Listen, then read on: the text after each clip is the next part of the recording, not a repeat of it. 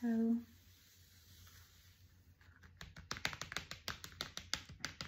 I have a book here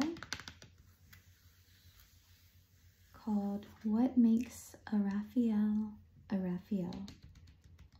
And it is a book about the artist, of course, Raphael, who lived in the Renaissance period.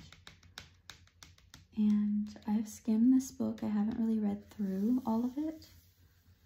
So I do apologize if I don't pronounce some names correctly, but I will read to you out of it. And I also want to show you the beautiful paintings in it, because he was a very extraordinary artist.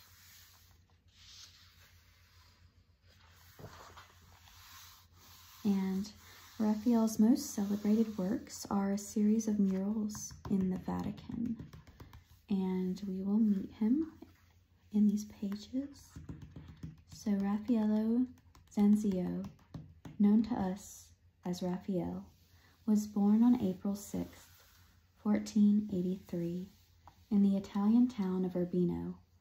Although a small place, Urbino had become a center of culture under Duke Federigo da Montefeltro, its greatest leader. The Duke brought the best artists to Urbino to decorate his palace, where he created a large and wonderful library. One of those artists was Raphael's father, Giovanni Santi, who, in 23 books of verse, recorded the deeds of the Duke and his ancestors. Federigo da Montefeltro's death occurred just 7 months before the birth of Raphael. Young Raphael's first lessons in art were in the Duke's palace, where the walls were covered with scenes in paint and inlaid wood. They showed people, buildings, and landscapes in a new way. Everything seemed real. When he looked at the pictures, Raphael thought he was viewing the world through a window. He could see far, far away, just as he could from the top of the palace tower, or from the summit of one of the hills nearby. He was not very old before he learned that the skies, mountain, and trees were only wood or paint on flat areas of wall, as were the quietly dignified people who inhabited the pictures. What made these pictures so special to young Raphael was that the artist who composed them used the innovative technique of linear perspective to create natural-looking settings filled with people who also looked real. One of the most important rules of the technique is that objects appear to be smaller when they become more distant. First used in Florence, an important city west of Urbino, the use of linear perspective spread fast to other Italian towns during the period known as the Renaissance.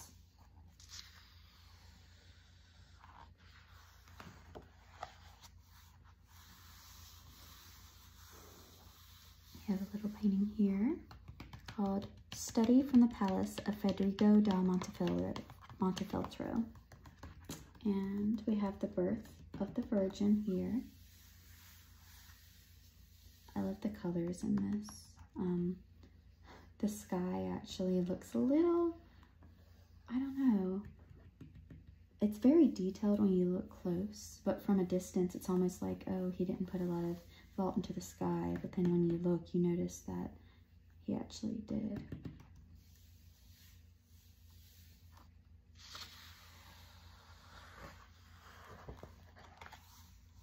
We have an allegory, Vision of a Night. And then we have something here about the balance in life. Raphael's painting is perfectly symmetrical. The bay tree divides it right down the middle.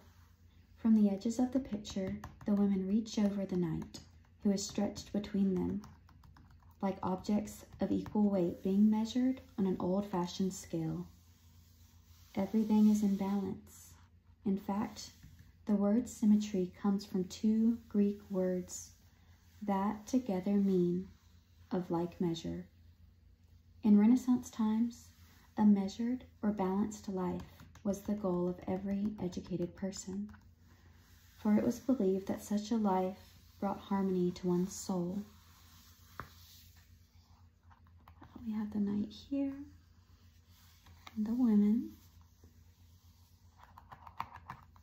and it's a vision, so at first I thought, are the women saints or angels, but they don't have the halo, so I don't believe they are.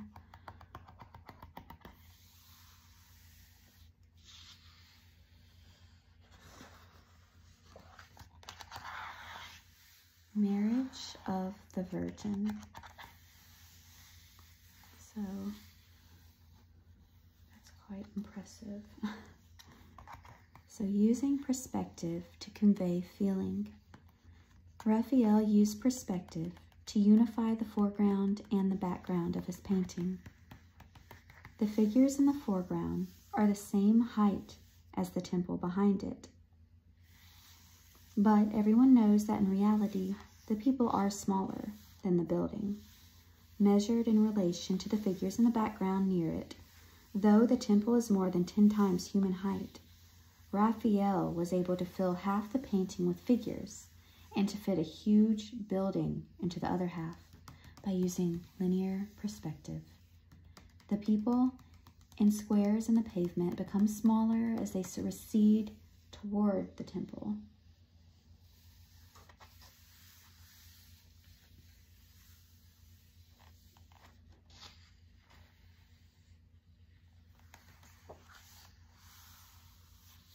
We have these lovely women. I really liked her, I guess, headpiece. I don't know how much is hair and how much is her piece that she has on. But I've noticed women back then seem to have been painted quite differently than the beauty standard of today. Their faces are so round and youthful looking, and nowadays we have very harsher planes. We like to see cheekbones and square jaws and things like that in a way that I think maybe wasn't as important back then. Of course, I could be wrong, but just from looking at the art, it kind of seems that way. And of course, things change all the time. Beauty standards change and both faces are beautiful, but you can definitely see, you know, what was popular at the time.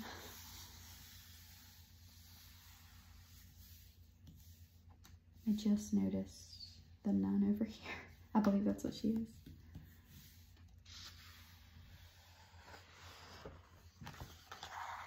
St. George and the Dragon. This painting is fascinating. I'll bring it a tiny bit closer.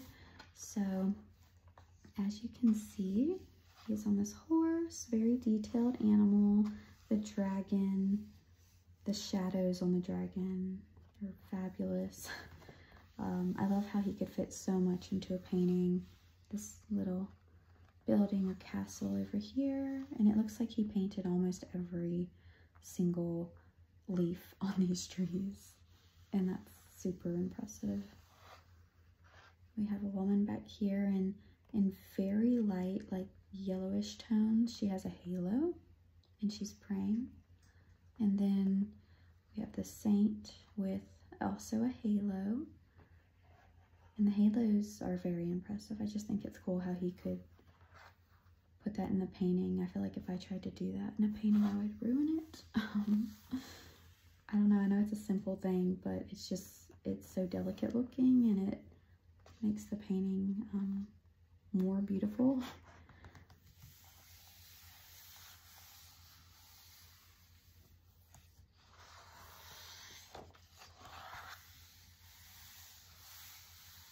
So, Madonna and Child enthroned with saints. So, here we have, I guess, Mary and baby Jesus, and then we have angels and saints around them. And their halos are a little easier to see. sorry if you hear something on the window over there. There is a bug. We have a lot of June bugs out here, and they're hitting the window.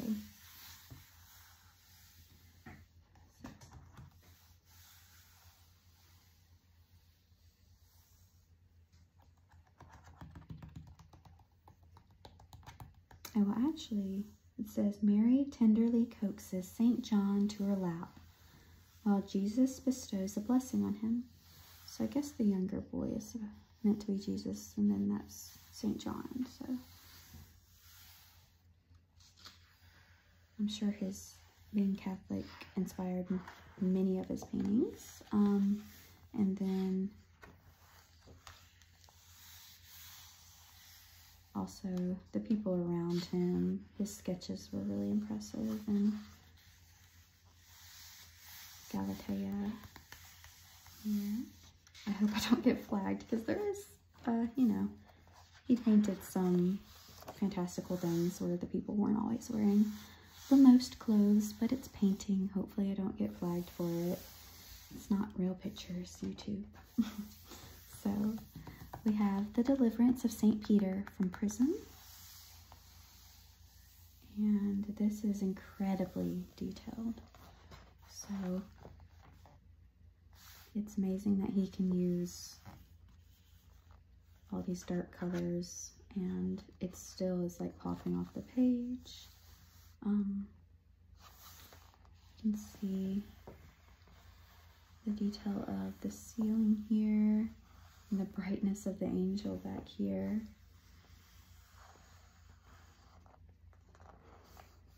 So it says, light conquers darkness. Peter, a disciple of Jesus, led the first Christians. The New Testament reports that Herod, king of Palestine, often persecuted them and eventually put Peter in jail. Peter was a prize captive, so 4 squads of soldiers guarded him. Although he was bound with 2 strong chains, a pair of sentries stayed in his cell to prevent him from escaping. While Peter was sleeping between these men, an angel of the Lord appeared, and a light shone in the cell. The angel woke Peter, and the chains fell off his hands.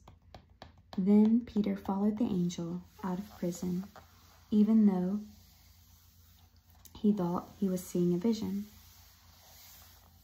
3 parts of the story are shown as though they are all happening at once. Raphael took the opportunity to rely on contrast to make his story dramatic. The deep blackness of the prison bars makes the brilliant light that radiates behind the angel seem as bright as that of molten metal. The caution of St. Peter and the angel as they quietly leave the prison contrast with the careless sprawl of the guards across the stairs. Other contrast are the calmness of the angel with the agitation of the captain guard and the fear of his soldiers with the faith of St. Peter.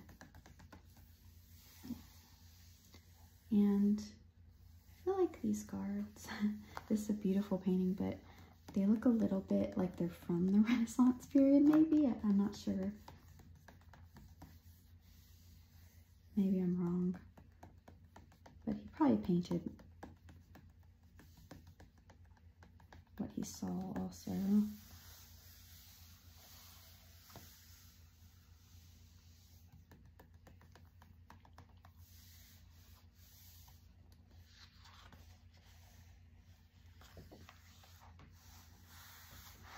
Move this out.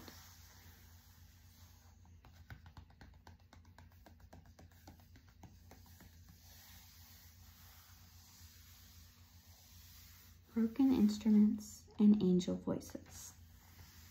Traditionally, saints are recognized in paintings by the symbols or attributes they carry. 4 such symbols are conspicuous in Raphael's painting. St. Paul carries his glittering sword and the pages from one of his sermons. St. Augustine's staff, with a fantastic creature in its crook, is a miniature sculpture made of precious metals. can see it here. It's very small. And all the broken instruments down here. And then we have a staff.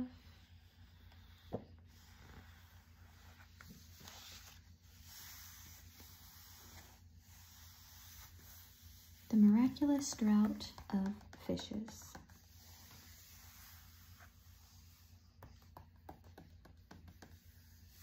You can kind of see after Raphael. This is one of the tapestries woven from Raphael's cartoon. And it's also super impressive, but not as magnificent as the painting.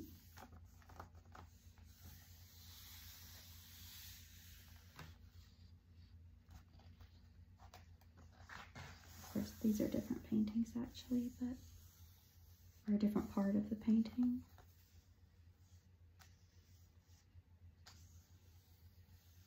Switched around.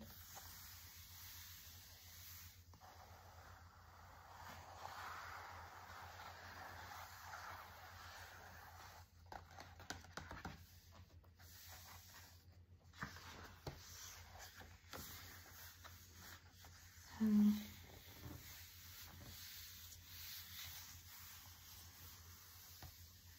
have more here.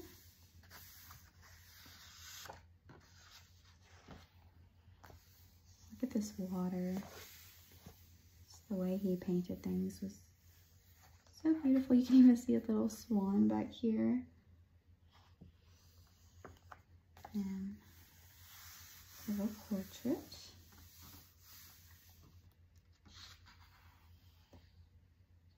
I love Renaissance portraits. I think they're pretty and give us an insight into what people dressed like and looked like at the time. But then we also have things like this, which is the vision of Ezekiel.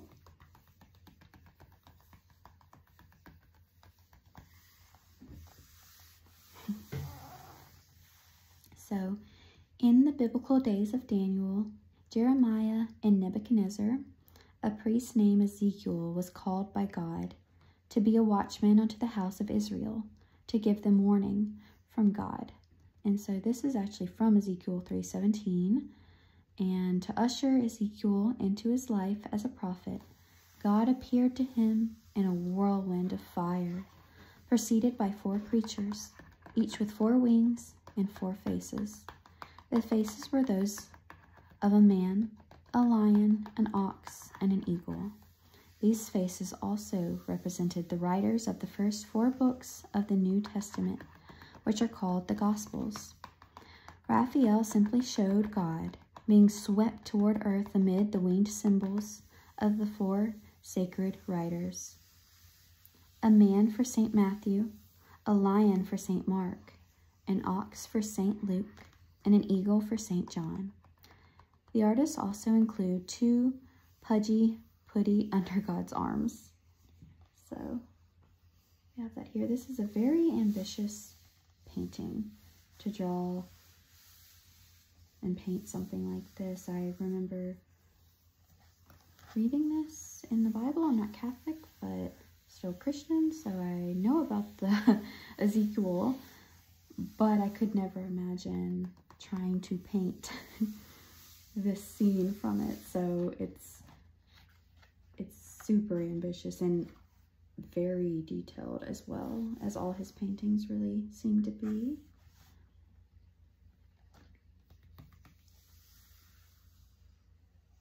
I like the way he paints wings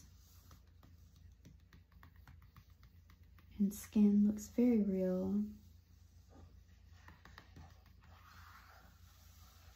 And again, the use of the light, that's just very, very golden and beautiful back there. We even have light peeking out from the bottom in the clouds here. And that, I don't know if that's Ezekiel. There are 2 small figures.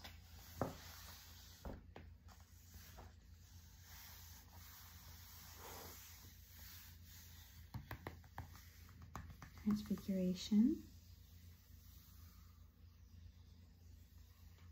And so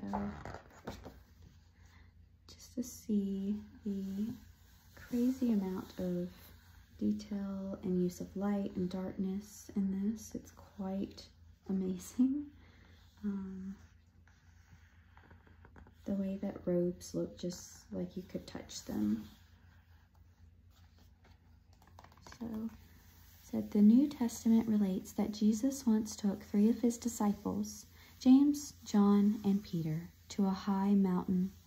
There he was changed or transfigured. His clothes glowed the whitest of whites, and his face became radiant. Jesus was joined by Moses and Elijah, who had long been dead, but were now talking to him about his death. A voice came out of a bright cloud that surrounded them and said to the disciples, "This is my beloved Son, in whom I am well pleased. Hear ye him." Stunned, the disciples fell down. To them, the dazzling appearance was a glimpse into the future, revealing the glory of Jesus in heaven after his work on earth was done. As Jesus returned from the mountain, he encountered a crowd. Amid the gathering were his other disciples, who were trying without success to cure a boy filled with evil spirits. They turned to Jesus, who said, "All things are possible to him that believeth." With that, he sent the devil out of the child. Raphael was commissioned to combine these 2 scenes in an altarpiece, ordered by Cardinal Giulio de' Medici for the cathedral in Narbonne, France, where he was bishop. The cardinal was one of Raphael's most illustrious patrons. He was also a cousin of the new pope. So, this also is a very ambitious painting. But it was commissioned and he delivered. It's done so very well. I can't imagine trying to paint something like this.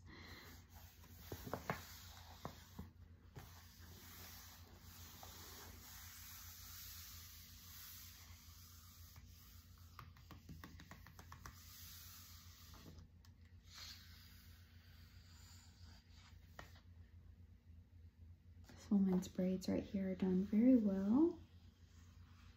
And I suppose it's the child, though he doesn't really look like a child, but still, it's very impressive. And then it says Raphael's last painting is actually this.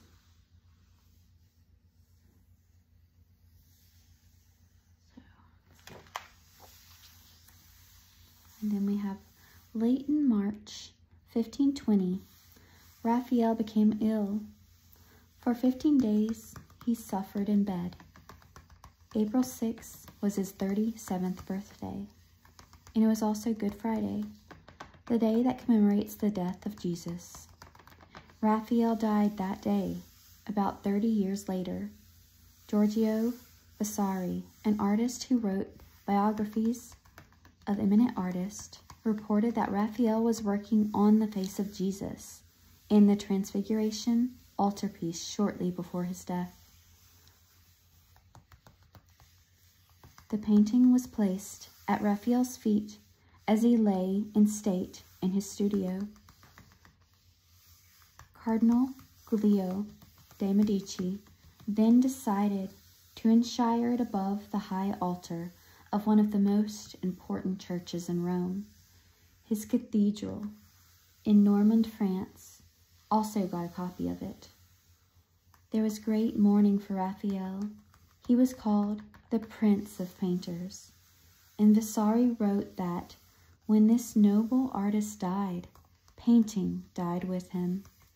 In fact, Raphael's paintings inspired artists for centuries to come and were held as the highest standard of excellence. Every age borrowed from them and learned from them. So he left quite the legacy, though he was pretty young when he died.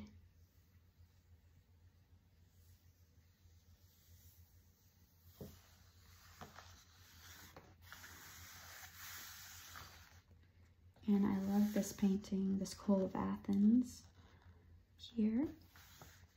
It just says, Raphael's compositions are harmonious.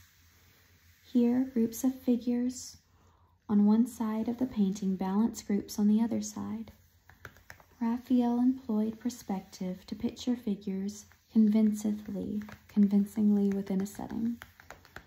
And to see it all put together is magnificent, of course. I remember my art teacher trying to teach us, when I was in high school actually, about composition and harmony in a painting. And I'm quite sure I never actually figured out how to do it that well. But there's always time to learn more.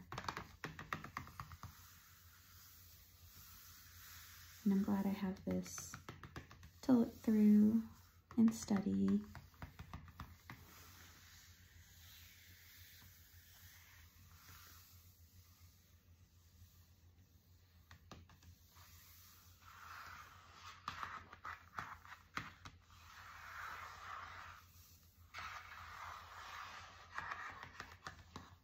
In creating the architectural setting, Raphael looked to ancient Roman models.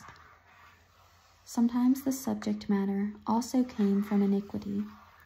These two men are the Greek philosophers Plato and Aristotle. You can see them here. And the bodies are vigorous, muscular, and idealized. Raphael's paintings are full of emotion. Here, figures gesture, bend, step forward, and turn their heads. You can see people doing all sorts of different things within the painting. And I'll also turn it.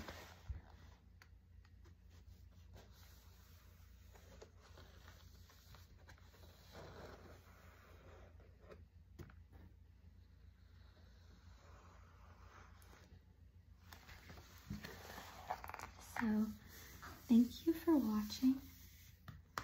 Let me know what you thought of this. I know it's a quick video.